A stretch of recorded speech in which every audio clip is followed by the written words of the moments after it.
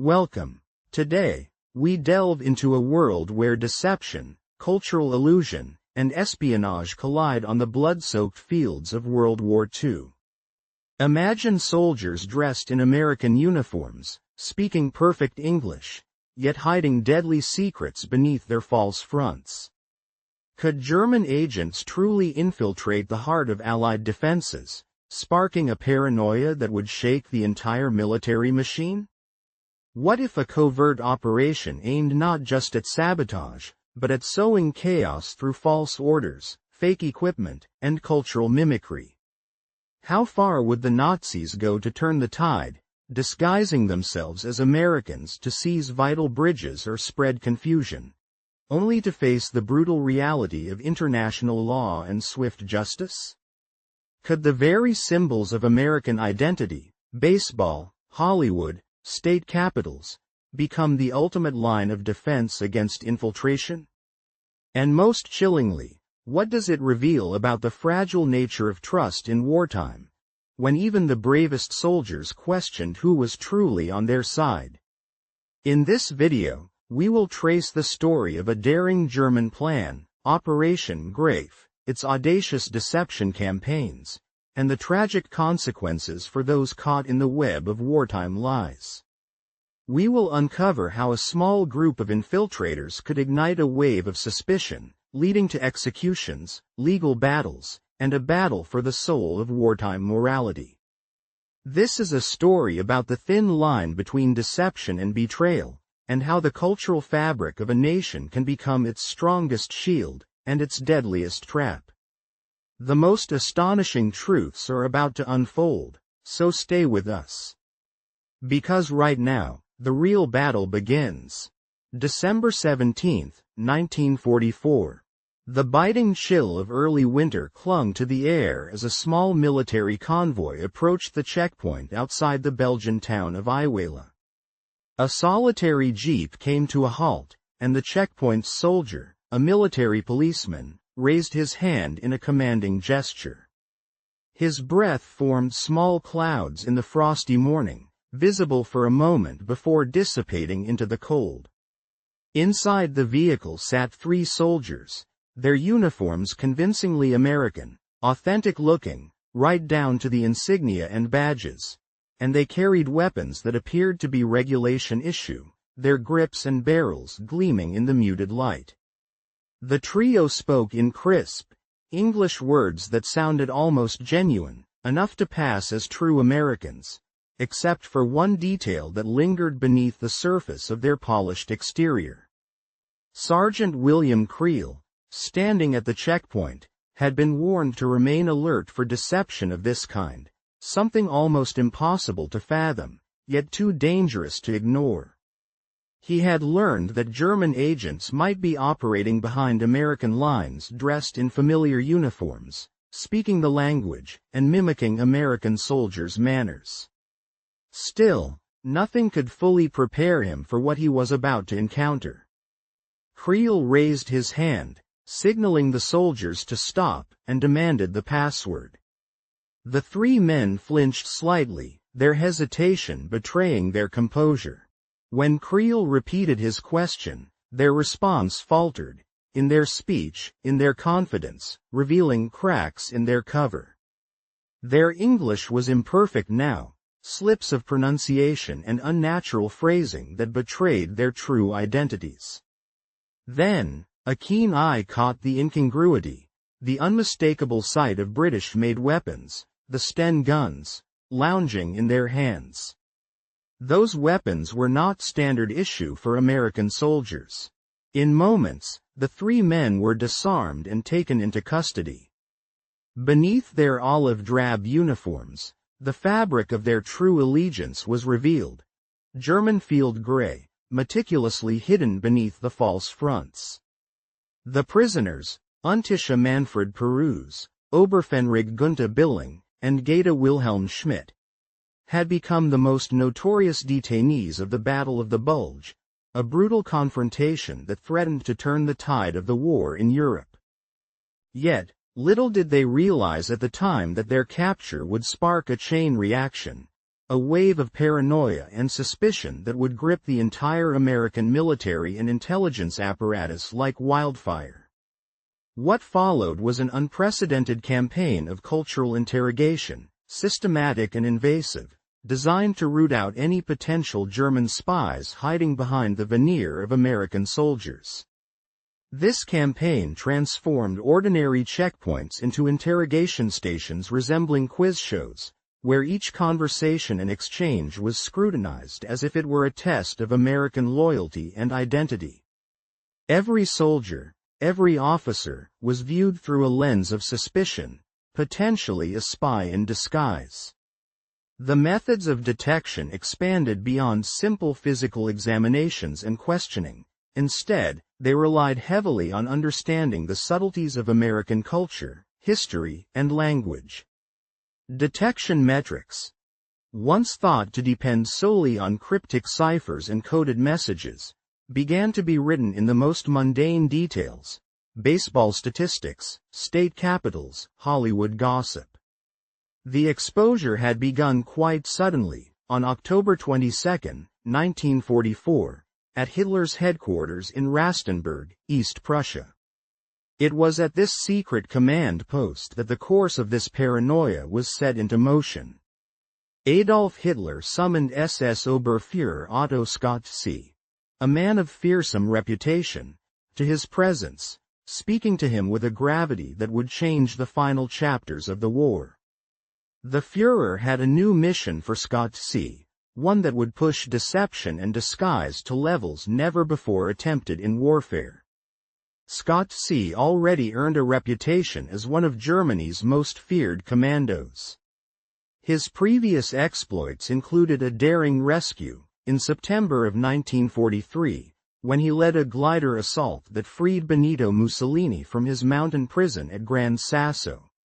A daring operation that involved parachuting into enemy territory and commandeering a light aircraft to whisk the Italian dictator away just moments before Allied forces could reinforce the position.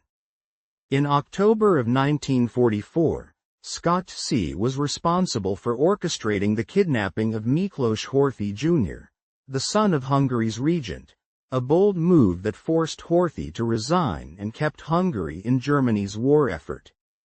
Now, Hitler presented Scott-See with what was arguably his most audacious and dangerous mission yet. The German forces would undertake a massive counteroffensive through the dense Ardennes forest, aiming to punch through the Allied lines and reach the vital port of Antwerp. The plan was to divide the Allied armies, recreating the stunning victory of May 1940. When German tanks had unexpectedly reached the English Channel in a matter of days, threatening to cut off the British and American forces from their supply lines. However, this operation's success depended heavily on rapidity. Speed was the decisive factor. The Germans needed to seize at least one bridge over the Meuse River. Scott-See and his men donned uniforms that bore the insignia of their enemies, either American or British, to serve as a cunning deception. This tactic, as Hitler explained, could cause immense confusion within the ranks of the enemy, by disrupting communication channels, misleading troop movements, and sowing widespread panic among the Allied forces. Such covert operations relied heavily on small units stealthily blending in, creating chaos from within, and undermining enemy strategies at critical moments. Scorzani listened carefully, grasping immediately the serious legal implications of such actions under international law. The regulations established by the Hague Convention of the year 1907 were unequivocal on this matter. According to these rules, a soldier captured while disguised in the uniform of the opposing side would be stripped of any rights as a prisoner of war and could even be executed under suspicion of espionage. This made the operation inherently risky and controversial, sparking intense discussions involving prominent military leaders such as General R. Alfred Jodl and Field Marshal Georg von Rundstedt.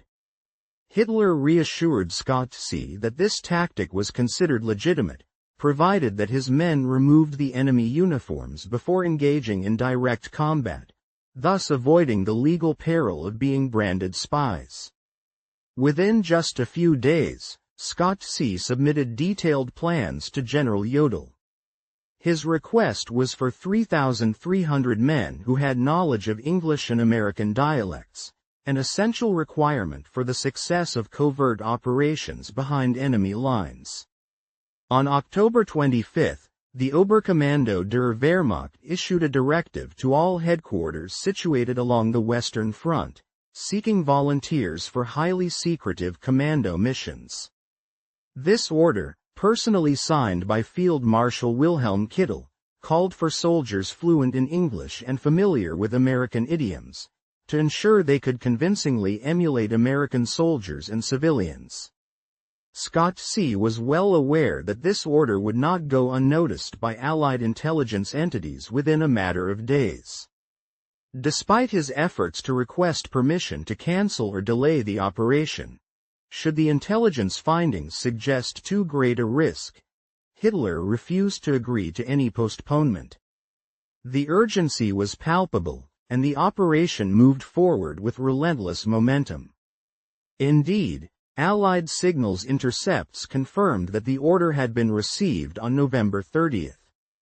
However, the intelligence analysts, perhaps incredulous about the audacity of German deception, dismissed the message as a mere ploy or decoy, unable to fathom that the Germans would openly broadcast such an initiative.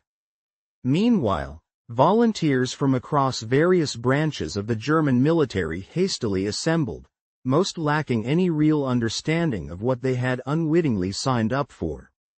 Fritz Priest, a 21-year-old private in the Luftwaffe, and trained as an English translator, initially believed he would be interrogating American prisoners far from the front lines. Instead, he found himself confined behind barbed wire at a training camp in Grafenwehr, located in the eastern part of Bavaria. Security measures at the camp were extreme. The slightest lapse could be fatal. One soldier was shot simply because his letter home contained too much detailed information. The volunteers only discovered the true nature of their mission after their arrival at the camp, once the reality sank in. The situation faced by Scott C. and his team was almost comically chaotic, if not so dire. Out of the approximately 2,500 men eventually gathered, only a handful, around 10, spoke perfect English and possessed a thorough understanding of American idiomatic expressions. An additional 30 to 40 could speak English competently, but lacked familiarity with American slang and colloquialisms. About 120 to 150 had moderate proficiency, able to carry basic conversations. The rest of the volunteers had only the most elementary school-level knowledge of English, often limited to simple affirmations or denials. Yes, or no, with little ability to communicate further. Scorzani later reflected that, after several weeks of training, the results of this linguistic mishmash were nothing short of terrifying. The volunteers with minimal English were instructed to employ a simple deception tactic. If approached by American soldiers, they were to exclaim, "Sorry," then quickly open their trousers and pretend to be suffering from diarrhea, and rush away. Such crude improvisations underscored the desperate state of their preparation and equipment. The logistical demands for this covert operation were equally strained. The High Command was asked to provide an arsenal of American and British military equipment, 15 Sherman tanks, 20 armored vehicles, 20 self-propelled guns, 100 jeeps, 40 motorcycles, 120 trucks, and a sufficient stock of uniforms from both Allied nations.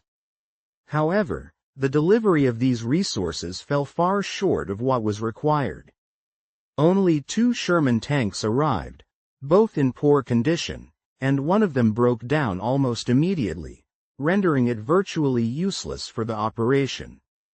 The overall situation reflected a disorganized and under-resourced effort, yet the Germans pressed on with their plans, driven by the hope that even a small, mismatched force could sow discord behind enemy lines.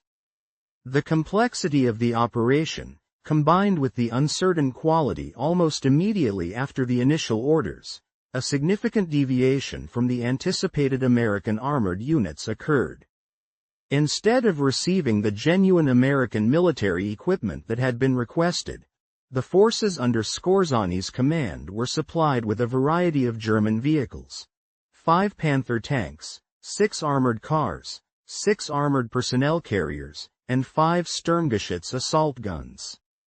All these tanks and vehicles bore unmistakable German markings and designs, yet efforts were made to conceal their true origin. The Panthers, for instance, were crudely disguised with sheets of metal sheeting, a coat of olive drab paint, and White Star insignia, emblems that could, at a distance and at night, potentially deceive a casual observer. However, even Skorzany himself was candid in admitting that such disguises would only succeed against very inexperienced American soldiers, especially those observing from afar in darkness, and would hardly fool seasoned veterans or those observing from closer range. The situation with the uniforms posed an even greater challenge. Many of the soldiers found themselves clad in uniforms that were not only mismatched but also confusingly diverse. Some uniforms were British, others Polish, and some Russian, reflecting the varied origins of the units that now filled the German ranks. Many of these uniforms had been issued during summer months, despite the fact that the offensive was scheduled for December, meaning they were ill-suited for the winter conditions. Some soldiers wore blood-stained garments, while others bore markings with the letter P, adding to the chaos and confusion. Across Germany, various units, bewildered by the ambiguous orders and uncertain of the operation's true purpose, sent whatever uniforms and equipment they had available, resulting in the brigade being flooded with a bizarre assortment of Polish and Russian gear. These items originated from units that lacked a clear understanding of the mission, further complicating the deception efforts. Despite these difficulties, Skorzany was able to secure a limited supply of authentic American uniforms and weapons, but only enough for the specially designated commando teams. Recognizing the importance of creating a convincing disguise, he formed a highly skilled unit of English speakers, designated as Einheil, named after the SS captain Ernstello, who was chosen to lead them. These elite teams underwent rigorous training, despite the tight time frame they had to prepare. Their training focused on mastering American military customs, organizational structures, and procedures. The commandos studied the organization of the American Army extensively, memorizing badges of rank, understanding military etiquette, and practicing drill movements until they could perform them convincingly. Some of these teams were sent to special camps at Kustrin and Lindbergh, where they practiced conversational English by interacting with captured American soldiers, picking up accents, slang, and colloquial expressions. They watched American movies, studying speech patterns and idioms, to better imitate the mannerisms and communication styles of genuine U.S. troops. Their efforts extended even to memorizing popular culture, brand names, sports teams, well-known songs, and Hollywood stars, all aimed at creating a convincing American persona. The commandos trained rigorously in behaviors that would make their impersonation more authentic, such as walking, smoking, and even chewing gum like Americans. Each of these elements was carefully practiced to ensure seamless deception on the battlefield. The operations designed for these units were divided into 3 main categories, each with specific objectives. First, demolition squads of around 5 to 6 men were tasked with sabotaging key infrastructure, including bridges, ammunition depots, and fuel stores. Second, Reconnaissance patrols composed of 3 to 4 men would navigate both sides of the Meuse River, performing covert tasks such as passing false orders to American units they encountered, reversing or altering road signs, removing minefield warnings, and securing roads with fake mine warnings to mislead the enemy. Third, lead commando units would act in concert with advancing German forces. Their roles involved cutting telephone wires, destroying radio stations, and disseminating false orders to disrupt American command and communication lines. The risks faced by these commandos were immense and well understood. If captured while wearing American uniforms, the likelihood of execution was almost certain, given the strict wartime protocols. Yet, an even more insidious danger lurked in the chaos of the battlefield. The possibility that German soldiers might mistake them for genuine Americans and open fire, resulting in friendly fire casualties. To mitigate this risk, the commandos adopted a set of specific signals for identification. Vehicles would display a small yellow triangle as a visual marker, while tanks would adhere to predetermined gun positioning protocols to distinguish themselves. Soldiers would also wear colored scarves tucked beneath their uniforms, providing an additional visual cue to comrades and avoid accidental friendly fire. On the 14th of December, the Panzer Brigade 150 assembled near Bad Münstereifel, preparing for the upcoming operation. 2 days later, on the 16th of December, they commenced their movement, advancing secretly behind 3 attacking Panzer divisions. The overall plan was meticulously designed. Scorzani's disguised units were to maneuver around the spearhead divisions once they reached the high fence, then quickly dash ahead to seize the important under the command of Joachim Peiper. A strategic operation was set into motion with the aim of exploiting the chaos of the battlefield to achieve a surprise breakthrough. Peiper's elite armored spearhead was tasked with piercing through the enemy lines swiftly and decisively. The success of this initial assault was crucial. If Peiper's formidable units could punch through quickly, it would create a window of opportunity during which Skorzany's undercover forces could exploit the confusion. These disguised troops, camouflaged and operating covertly behind enemy lines, would then have the chance to slip past the disoriented American defenders and reach vital objectives, such as the bridges across the rivers, before the American engineers responsible for demolishing these crossings could even begin their work. The entire operation depended heavily on speed and chaos, with the hope that the disorder would prevent the Americans from mounting an organized defense or response. The dawn of December 16, 1944, marked the beginning of this daring offensive, and the attack was launched under the cloak of darkness in the dense forests of the Ardennes. More than 200,000 German soldiers, all meticulously prepared and motivated by Hitler's last major offensive in the West, advanced through the trees in a coordinated assault. Their initial strike caught the American forces completely off guard, achieving a level of surprise that had been carefully planned and executed. The American units, spread thinly over an expansive 80-mile front, now faced a seemingly overwhelming enemy force. The Germans had amassed a formidable array of firepower, with 30 divisions supported by nearly 1,000 tanks, pressing forward with relentless momentum. As the artillery barrage exploded across the icy landscape, the frozen morning was shattered by continuous detonations and the flash of searchlights bouncing off the low-hanging clouds overhead, casting an eerie glow across the battlefield. Infantry units advanced cautiously through the snow-dusted forests, their movements masked by the winter landscape, while the rumbling of panzers, German tanks, poured forward along narrow, meandering roads, their steel tracks crunching through the snow and ice. In the initial hours of this offensive, everything seemed to unfold according to the meticulously laid plan, an assault that aimed to plunge deep into American-held territory and establish a foothold for further advances. Simultaneously, the Einhala teams, specialized infiltration units, moved quickly into the chaos, taking advantage of the confusion that reigned. These teams, dressed in American uniforms and operating captured jeeps, were designed to slip unnoticed through the stunned American lines. As the American withdrawal unfolded, the infiltrators penetrated critical areas, performing covert tasks that would influence the outcome of the battle.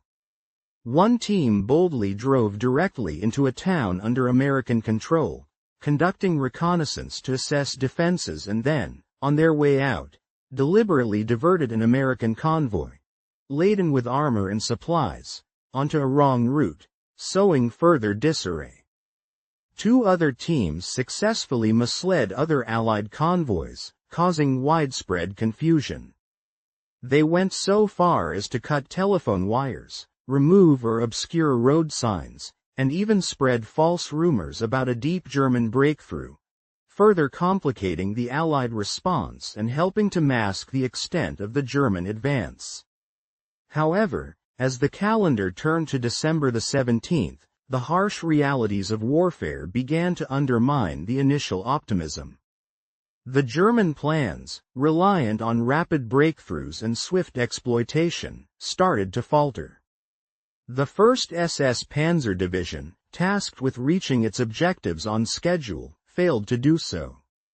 Opposing this effort, fierce American resistance at Ellenborn Ridge delayed the Germans' progress along the northern routes, effectively denying them the strategic positions necessary to capitalize on their initial gains.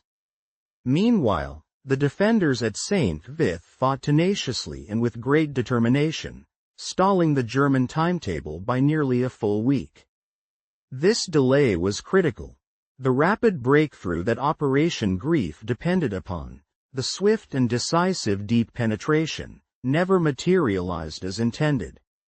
Recognizing that the original goals of the operation were now unattainable, Skorzeny understood that the entire mission was doomed to failure.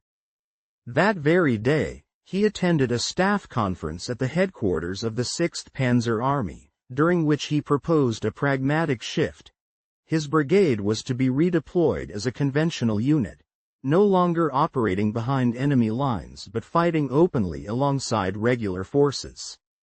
The command approved his suggestion, and orders were issued for Panzer Brigade 150 to assemble south of Malmö and to report directly to the 1st SS Panzer Division. Nonetheless, despite these orders, the commando teams, those specialized infiltration units, had already advanced deep behind American lines, and some had successfully completed their clandestine missions. Unfortunately, others had been captured, their cover blown when they failed to answer the correct password or when American soldiers, ever perceptive and cautious, noticed discrepancies such as British weapons in German hands or unfamiliar boots on German feet. Nervous American troops, under immense pressure, sometimes responded suspiciously, asking questions about American culture or failing to recognize German operatives posing as Americans. The capture of Kiev. There has never been any concrete evidence suggesting that such a plan actually existed. The truth remains that the true objective of the operation was always to seize key bridges spanning the Meuse River. However, the mere announcement of this supposed plan triggered immediate and far-reaching repercussions. Within a matter of hours, the security measures surrounding General Dwight D. Eisenhower, the Supreme Commander, were drastically intensified. He found himself virtually confined within his headquarters located in Versailles, encircled by an array of guards meticulously inspecting everyone attempting to enter the premises. The atmosphere was tense, and reports indicate that Eisenhower was deeply irritated by this confinement, especially as it persisted through the festive Christmas period, disrupting his routine and adding to his frustration. After several days of being effectively trapped and scrutinized, Eisenhower, visibly furious, declared in no uncertain terms that he had to escape this restrictive situation. He openly expressed that he did not care whether anyone attempted to assassinate him in the process, reflecting the intense level of his anger and the seriousness with which he viewed the unwarranted restrictions. The sense of paranoia extended far beyond the immediate protection of Eisenhower himself. The Allied forces, already battered and disoriented by a recent German offensive, now found themselves gripped by suspicion that infiltrators could be lurking anywhere in their ranks.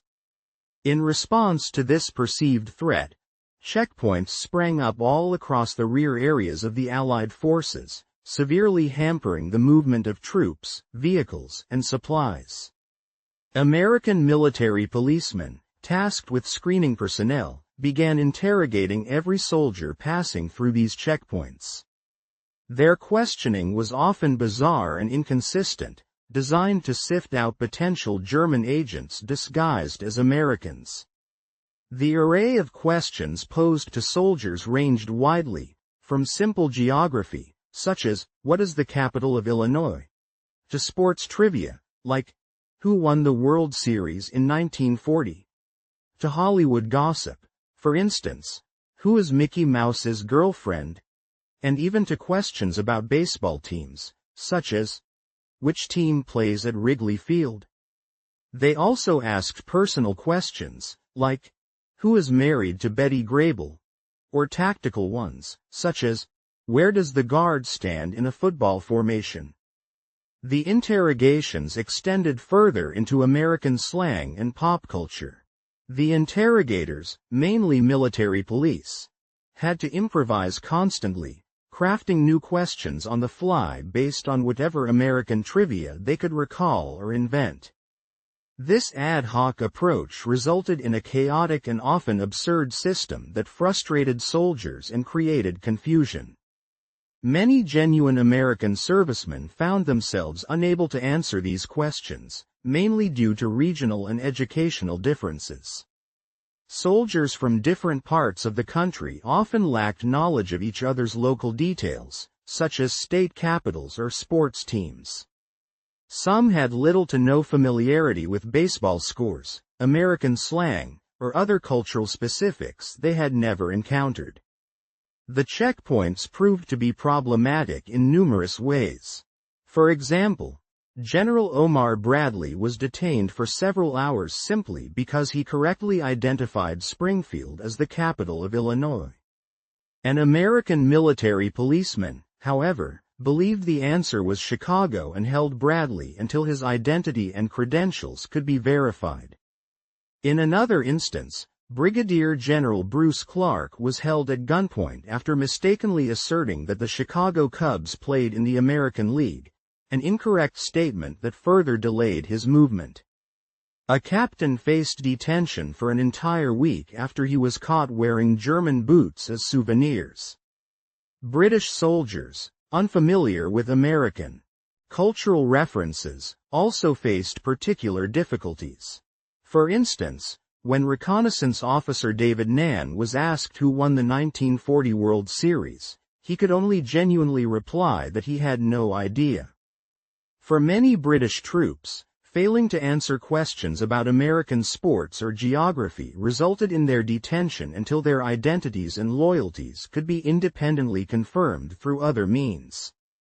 Sometimes, American soldiers responded with deliberately wrong answers or outright defiance to protest what they considered absurd and trivial interrogations, which often led to their own detention. Frustration and anger flared during these procedures, especially when junior enlisted soldiers conducted the questioning, causing confrontations that further hampered troop movements. The pervasive paranoia and overly cautious security measures significantly hampered military operations. Routine troop movements that normally took only a few hours could stretch into days because every vehicle, soldier, or supply convoy had to be subjected to these intrusive screenings. The entire military machine was bogged down in a web of suspicion and inefficiency, ultimately hampering the swift movement and effectiveness of the Allied forces during a critical period of the campaign. The entire operation came to an abrupt halt as American forces swiftly stopped all movement and began scrutinizing every individual present.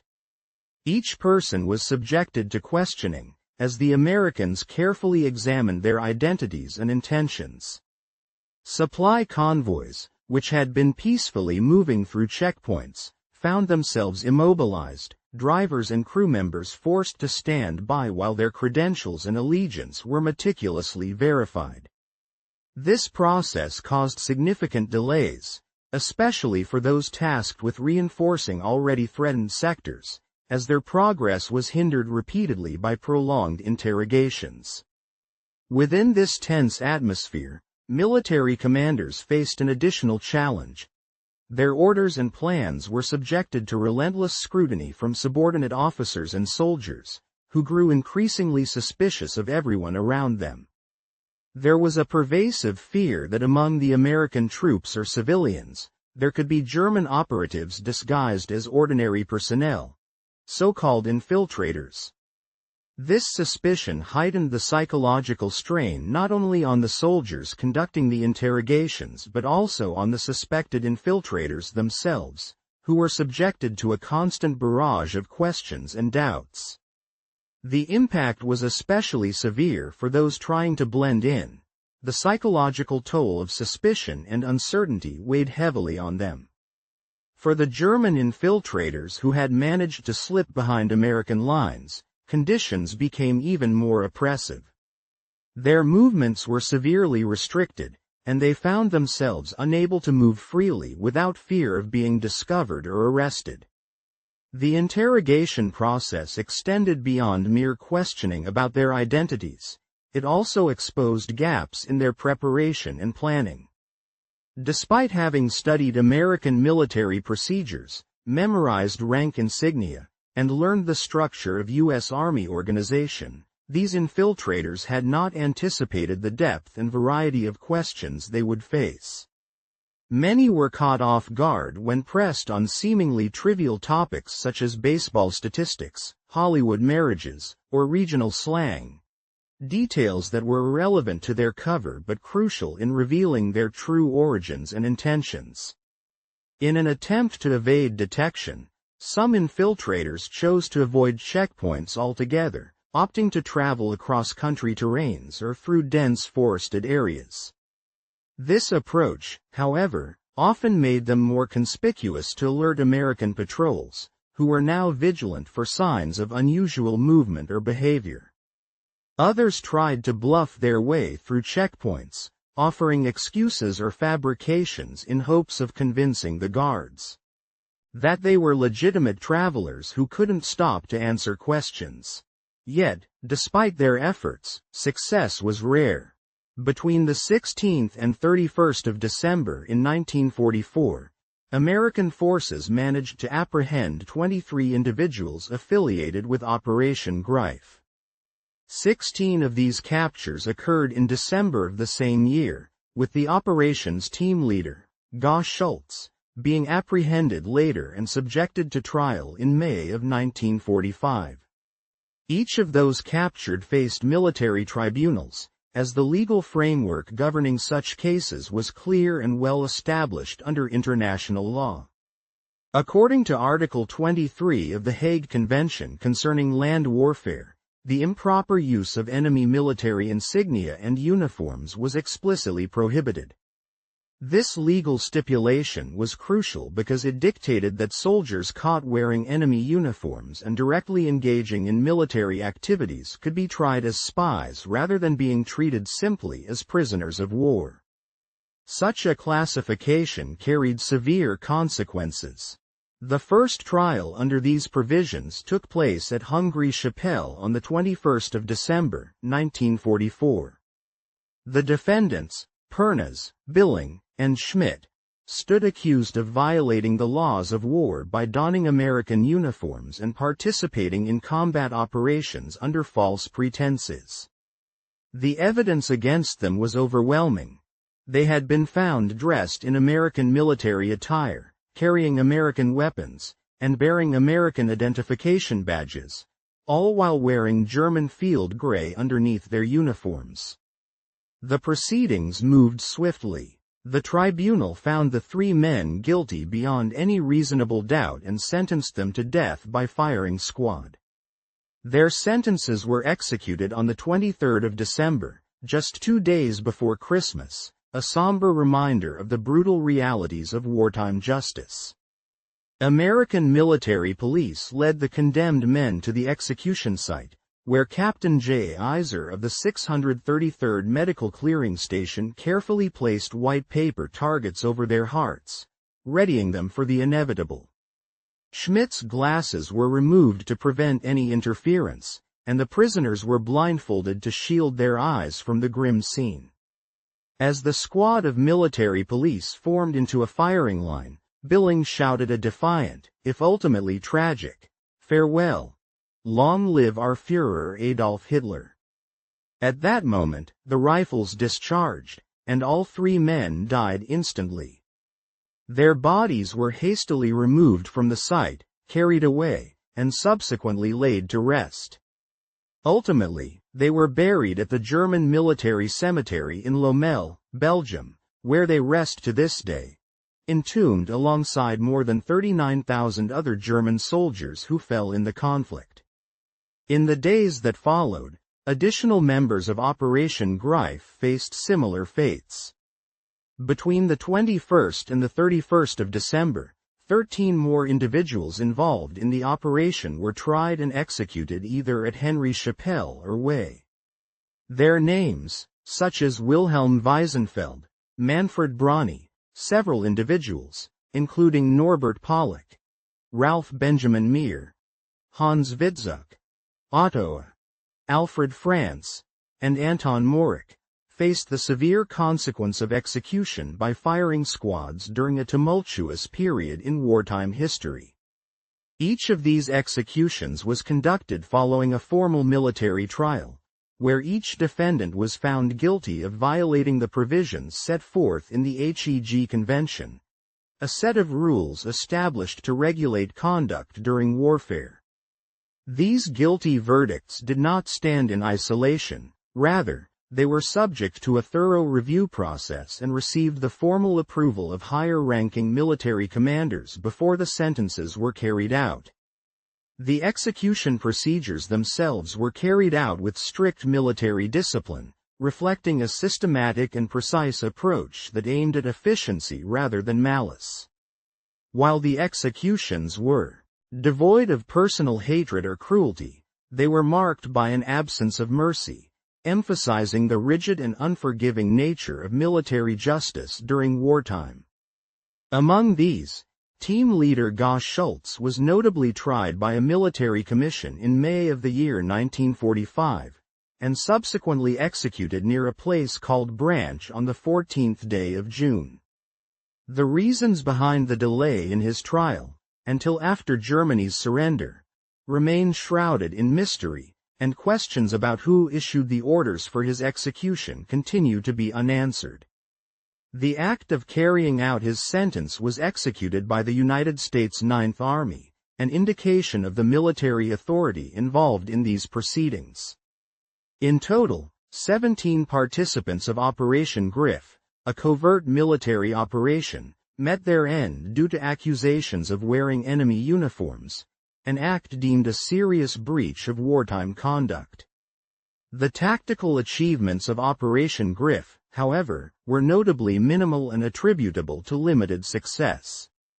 No significant bridges were captured during this operation, and no large-scale demolitions were successfully carried out.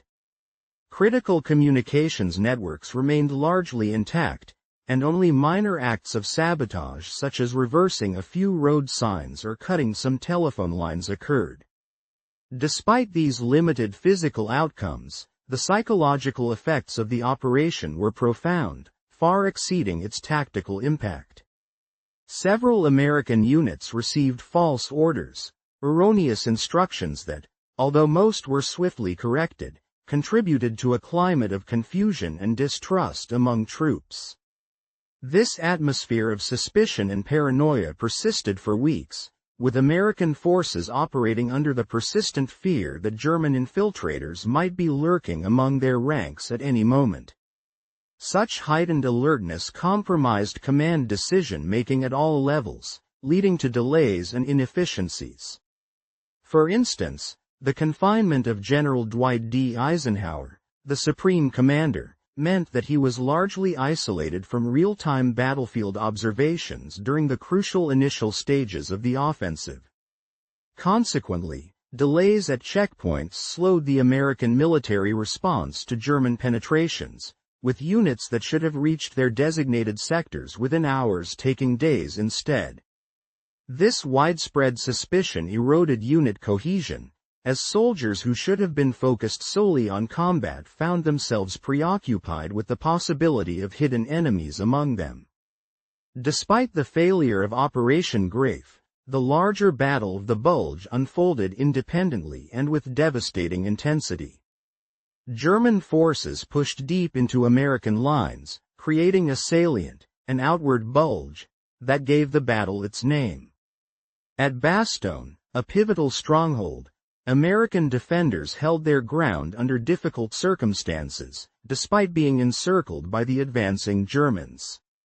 On December 22, German officers presented an ultimatum demanding surrender, but the acting American commander, Brigadier General Anthony McAuliffe, responded with a single, typed word that became famous and legendary among Americans and Germans alike: nuts.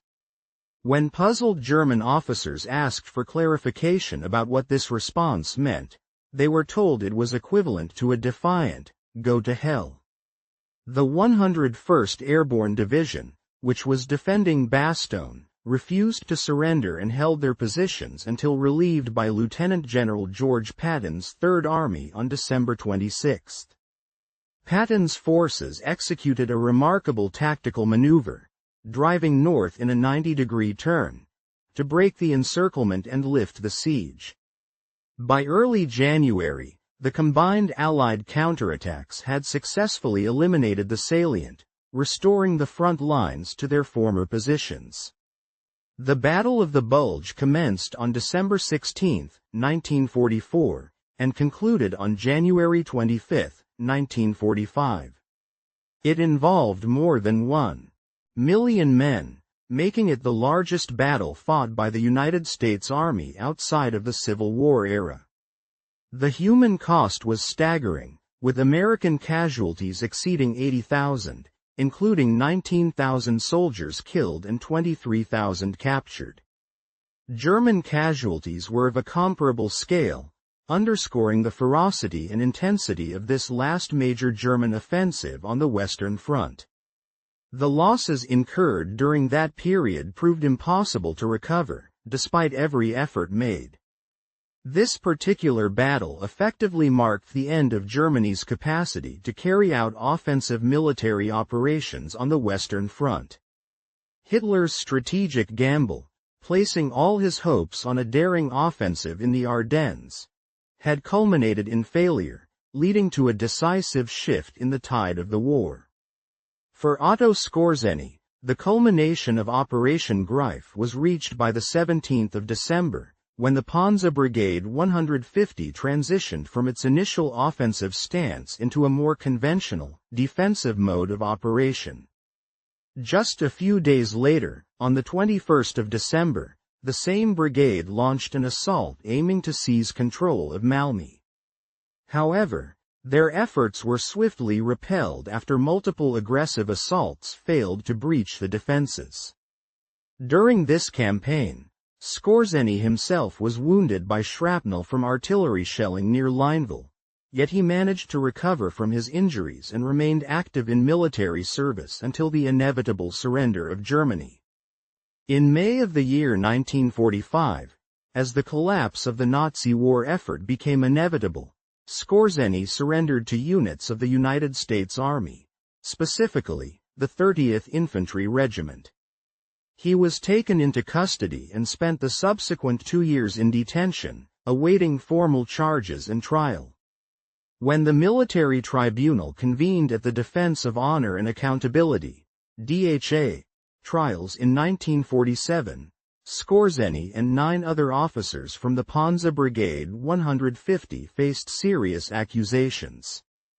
They stood accused of deliberately misusing American military uniforms by infiltrating combat zones in disguise and, in some instances, firing upon American forces under false pretenses. Acts considered treacherous and a violation of wartime conduct. Moreover, they were charged with the illegal procurement of American uniforms and Red Cross parcels from prisoner camp facilities designated as P camps. In their defense, Skorzeny and his legal team focused on an essential legal and tactical distinction: that his orders explicitly mandated his men to remove any American uniforms before engaging in actual combat. Their disguises, he argued, were solely intended for covert infiltration and deception rather than direct participation in fighting while dressed as the enemy. A pivotal moment in the trial came with the testimony of a surprise witness, former British Special Operations Agent, F.F. Thomas. He testified that Allied forces had employed similar tactics, using enemy uniforms as a form of deception during covert operations. Thomas recounted his personal experience of disguising himself in German uniforms while operating behind enemy lines during missions in France, thus lending credibility to Skorzeny's claims. The military tribunal carefully distinguished between the tactical use of enemy uniforms for deception purposes and the illegal act of fighting while dressed as the enemy. The key point was that there was no concrete evidence proving that Skorzeny had explicitly ordered his men to engage the foe while dressed in American uniforms. Based on this evidence, the tribunal acquitted all the defendants, ruling that none had violated the laws of war by engaging in combat while disguised. However, this verdict sparked considerable controversy. Notably, 17 soldiers from Skorzeny's unit had been executed in December of 1944 for the same actions, wearing American uniforms during combat, making their case seem starkly different from the outcome of Skorzeny's trial. The primary distinctions lay in the timing of these actions and the available evidence. Those executed had been captured while still in uniform, actively engaged in combat, whereas Skorzeny's defense demonstrated that his orders prohibited such engagement while disguised. This trial was significant in shaping the legal framework governing wartime conduct and deception. It established an important legal precedent, that using enemy uniforms for the purpose of deception was permissible under the laws of war, provided that combatants removed the disguises before engaging the enemy in combat. This ruling clarified the distinction between legitimate tactical deception and illegal combat participation while disguised.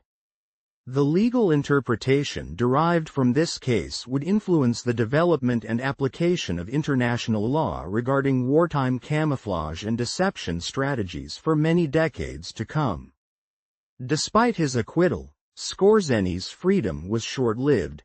In 1948, he managed to escape from an internment camp located in D. Harmstadt, with assistance from former SS officers disguised as American military police.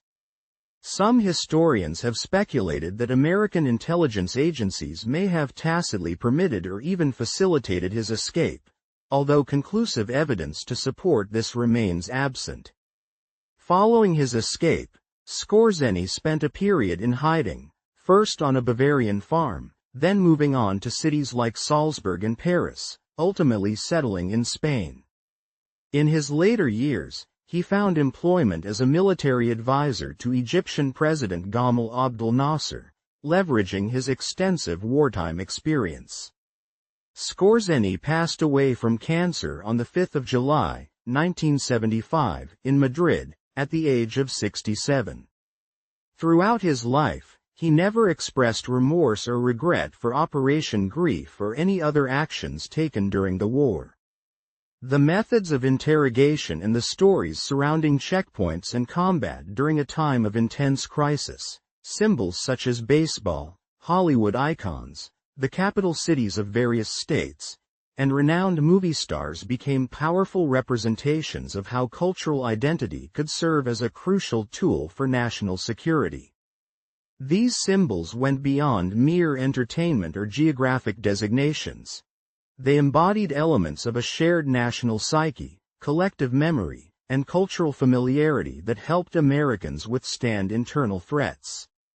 In the face of infiltration and espionage, this cultural cohesion, although often taken for granted in peaceful times, proved to be a formidable asset when tested by enemies who could not easily replicate or understand the deep-seated cultural knowledge that Americans absorbed naturally from childhood. To be truly American was more than just fluent English or wearing a standardized uniform. It involved a rich tapestry of shared experiences, common references, and collective memories that could not be quickly or easily taught to outsiders, especially those trained as spies or infiltrators. This cultural fabric was a subtle yet powerful form of security, creating an environment where authentic cultural understanding acted as an informal defense mechanism. When hostile agents attempted infiltration, the natural familiarity Americans had with their cultural symbols and references made it easier to identify outsiders and disrupt their efforts.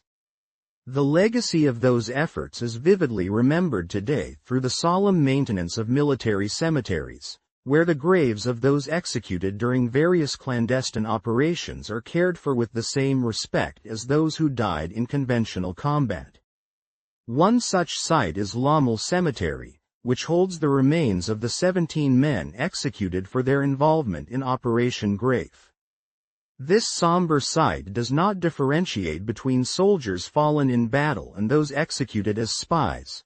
All are honored as German war dead. Among them was Manfred Peruz, who was merely 23 years old when he faced execution, and Gunther Billing, who was only 21 and remained a convinced Nazi until the very end. Wilhelm Schmidt, aged 24, met his fate with quiet resignation. Each of these men was someone's son, perhaps someone's brother, and their choices had led them to that frozen morning in Belgium. A moment marked by their blindfolds, rifles, and the grim reality of war. Operation Grafe's legacy extends far beyond its immediate tactical failure. While the operation did not succeed in capturing targets or disrupting enemy plans directly, it revealed vital truths about modern warfare. That special operations, no matter how daring, cannot substitute for the larger framework of traditional military strength. Scores of infiltrators failed to reach their strategic objectives because the very efforts to deceive and confuse were thwarted by the robust cultural defenses that Americans had built over years. In essence, no amount of deception could replace the significance of a genuine breakthrough, which never materialized during the operation. Nonetheless, even its failure caused substantial disruption. The mere threat of infiltration and sabotage created widespread panic among hundreds of thousands of soldiers, leading to chaos that hampered enemy operations during a critical phase of the campaign. This disconnect between perception and reality became a crucial lesson in modern psychological warfare and strategic thinking. The psychological impact, panic, confusion, and mistrust, far exceeded the actual achievements of the infiltrators, demonstrating how perception can often be more potent than reality in warfare. The Battle of the Bulge, which concluded in late January of the year 1945, marked a turning point. Allied forces, undeterred, resumed their relentless advance toward Germany, and within approximately 4 months, the Third Reich collapsed under the relentless pressure of Allied weapons and strategy. Adolf Hitler, facing imminent defeat, committed suicide inside his bunker in Berlin, and Germany ultimately surrendered unconditionally on May 8 of that same year. The 17 men executed for their roles in Operation Grafe had already paid the ultimate price, lying in their graves far from their homeland. Their war had ended violently on Belgian soil, a stark reminder of the high cost of clandestine operations and the often tragic fate of those involved in secret warfare. Despite the failure to achieve their tactical aims, the operation had succeeded in sowing confusion and fear among enemy forces, disrupting their operations during a vital early phase of the battle. Their sacrifice and the chaos they helped create exemplified a different kind of victory, one measured not solely in strategic gains but in the psychological impact that shaped the course of the conflict. Reflecting on this era, it's notable that Winston Churchill, speaking to the British Parliament on January 18, 1945, amid the ongoing battle, declared that it was without doubt the greatest American battle of the war. He believed it would be remembered as an extraordinarily famous victory for the United States. Churchill explicitly acknowledged the scale of American involvement, emphasizing that Americans had committed between 30 and 40 men for every British soldier engaged in the fighting, thus highlighting the immense scale and significance of the American effort during this pivotal period of the Second World War. This situation underscored a fundamental truth: the victory belonged squarely to the Americans. It was, in essence, their war, their triumph.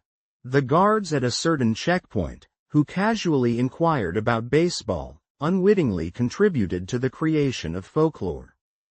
Their questions stemmed from an immediate need to identify potential adversaries, prompting them to quickly devise security measures based on their shared cultural knowledge. Their effective solution was rooted in what they genuinely understood: the cultural fabric that was inherently American.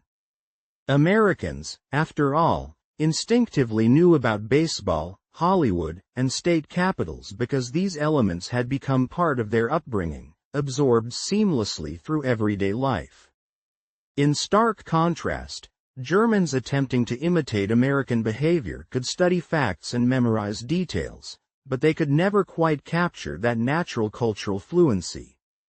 There was a tangible difference between possessing factual knowledge, such as the names of famous movies or the structure of American government, and truly understanding the cultural context that makes such knowledge meaningful. This distinction proved pivotal during operations where cultural authenticity could determine success or failure. The Germans' inability to internalize this cultural fluency served as a clear demonstration of a principle that remains highly relevant even today. Absorbing cultural nuances through lived experience over decades is a process that cannot be hurried. Adult learners, especially those from different backgrounds, find it nearly impossible to gain deep cultural understanding in a short period. Their knowledge, acquired through years of immersion, cannot simply be transferred through classroom instruction or rote memorization. Modern special operations forces have taken lessons from the mixed results of Operation Grafe. Today, intelligence agencies recognize that cultivating deep cover agents necessitates years of preparation because true cultural fluency is not something that can be instantly taught. While language skills, factual knowledge, and behavioral training are essential components of operative preparation, they alone are insufficient. Authentic cultural understanding requires immersion, living within the environment, engaging with locals, and practicing the language and customs over an extended period. This enduring challenge, of cultivating genuine cultural fluency, has persisted across decades. It highlights an enduring truth: that culture is best absorbed through direct experience rather than formal instruction. The process demands time and immersion, not quick fixes. Consequently, the limitations of special operations are clear. They can generate significant disruption and influence beyond what their small numbers might suggest, often having a disproportionate psychological impact. Such operations can sow chaos and induce panic, delivering effects far beyond their tactical reach. Nevertheless, these unconventional efforts cannot replace the necessity of traditional military victories. Without the foundational success of conventional forces to set the stage, special operations alone cannot achieve overarching strategic aims. Deception and psychological warfare, while powerful tools, are ultimately finite and cannot substitute for outright victory on the battlefield. For military historians and strategists, Operation Grafe remains a compelling case study, an illustration of both the promise and the inherent limitations of unconventional interventions. It exemplifies how overly ambitious planning that fails to realistically assess operational capabilities is doomed to fail. Hitler's decisions during the late stages of the war followed precisely this pattern, grandiose in concept but lacking the necessary resources, thus divorced from the operational realities on the ground. However, the operation's accidental success in inducing panic underscored a vital lesson: that psychological tactics and deception can serve as potent force multipliers when employed judiciously. The tragic death of 17 men, executed before firing squads for wearing enemy uniforms, might have faded into obscurity had it not been for the meticulous historical record that preserved their stories. These individuals were not prominent figures; they had accomplished little before their capture, and their operation had failed on all tactical levels. Yet their executions marked a crucial moment in the evolution of military and legal standards, clarifying the application of international law in wartime, particularly regarding the use of enemy uniforms. This legacy underscores the importance of identity verification in security measures. Cultural knowledge and the ability to authenticate individuals based on shared customs and understanding remain difficult for outsiders to fake convincingly in a short period. While special operations continue to hold a valuable role in modern warfare, they serve as supplements rather than substitutes for the strategic and operational success achieved through conventional military means. The overarching framework of the laws of war endures, emphasizing the enduring importance of lawful conduct, clear standards of engagement, and the recognition that true victory involves more than just psychological or clandestine operations. They require tangible military accomplishment grounded in conventional capabilities. War, by its very nature, is a complex and multifaceted phenomenon, with the human toll extending far beyond the initial casualties on the battlefield. While the obvious loss of life in combat is tragic enough, the true human cost also involves the grim reality of executions carried out after prisoners have been captured, particularly when these executions are justified by the perpetrators as necessary actions under the law of war. Each of these executions represented the end of a human life, an individual with a unique family, a personal history, and potential yet unrealized, terminated by gunfire authorized by legal authority, and often carried out swiftly following a formal trial process. These somber graves at Lommel serve as silent witnesses to lives abruptly cut short, victims of the brutal logic that often defines the cruel machinery of warfare. In the context of this brutal reality, consider the checkpoint guards who, during their patrols, inquired about seemingly innocent subjects such as baseball.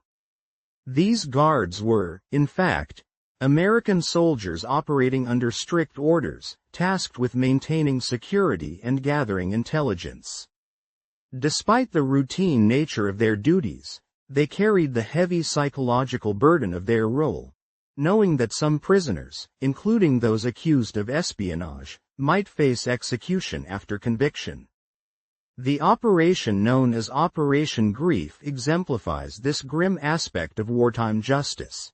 It was a mission designed to disrupt enemy infrastructure by targeting bridges, yet it ultimately failed to seize a single strategic crossing point. Its impact was minimal in terms of physical destruction, but the broader consequences were nonetheless significant. Although Operation Grief resulted in limited direct American casualties, its influence extended into the realm of strategic psychology. The fear and uncertainty generated by such operations slowed down the deployment of reinforcements, disrupted command and control, and drained valuable resources at crucial moments. While quantifying this indirect impact remains difficult, it undeniably shaped the initial stages of the battle, influencing the outcomes in ways that are often intangible but deeply meaningful. The swift arrest, trial, and execution of infiltrators within a matter of days underscored the military justice system functioning under the intense pressures of wartime. This rapid cycle from capture to punishment established a precedent, one driven by the exigencies of combat, yet contrasting sharply with modern standards that advocate for more thorough and deliberate legal proceedings. The execution of infiltrators during the Battle of the Bulge, which persisted for nearly 5 more weeks after their deaths, exemplifies the harsh realities of wartime decision-making. Despite the swift justice, the battle ultimately culminated in a decisive German defeat, which led to the loss of Germany's strategic reserve capabilities and shifted the momentum decisively in favor of the Allied forces. The episodes surrounding Operation Grief and the Battle of the Bulge serve as poignant reminders that warfare extends beyond mere physical confrontations. It encompasses psychological warfare, cultural influences, and perceptions that can be just as decisive as tactical maneuvers. Sometimes, a failed operation that induces panic and fear can produce strategic chaos more profound than a successful offensive that remains largely unnoticed. The interrogations conducted at checkpoints, though sometimes seeming absurd or superficial, played a crucial role precisely because they tested knowledge and familiarity that true Americans would inherently possess: cultural references, common facts, and behavioral cues. Elements that infiltrators, despite their training and deception, struggled to replicate convincingly. The soldiers fighting in the Battle of the Bulge were not only confronting a formidable enemy on the front lines but also grappling with a pervasive sense of uncertainty. They had to suspect that the enemy could be disguised as anyone, wearing any uniform, speaking any language, hiding in plain sight. This pervasive suspicion and the erosion of certainty introduced a new dimension to warfare. One rooted in psychological tension, where the line between friend and foe was blurred, and trust was a fragile commodity. This shift in the nature of warfare, marked by the constant threat of infiltration and deception, would influence military strategies and security measures for generations.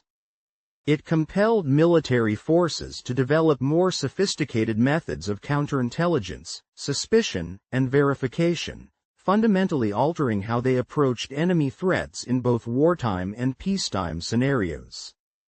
The psychological consequences of this new reality created a lingering sense of doubt and vigilance, shaping an enduring legacy in military doctrine.